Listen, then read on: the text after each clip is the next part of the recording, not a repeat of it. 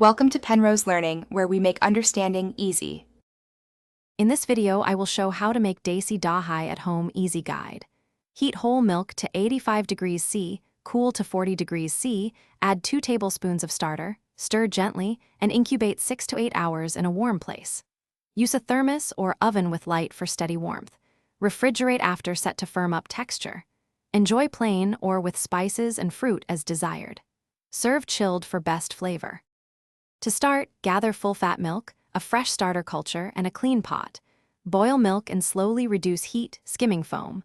Cooling is crucial. Target 40 degrees C before adding starter to protect cultures. Stir in starter gently and pour into a warm container with a tight lid. Insulate for consistent temperature and avoid moving while setting.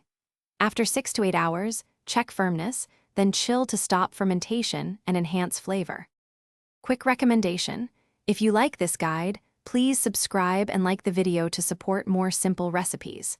On another note, check out the handy Owala water bottle I use to stay hydrated while cooking. It keeps drinks cold and fits most cup holders. Look in the description for the product link and other deals to grab one for yourself. Thanks for supporting the channel. Now let's get back to the video. If your dahi turns out runny, re-incubate in a slightly warmer spot for a few hours or strain through muslin to thicken. For tangier taste, use less milk or slightly longer incubation. For creamier results, start with boiled and reduced milk. Avoid metal containers for setting. Use glass, ceramic, or stainless steel for heating, but ceramic/glass for incubation. Keep all utensils clean to prevent bad flavors and contamination. Happy cooking! Thanks for watching. If this was helpful, leave a like and consider subscribing. See you next time.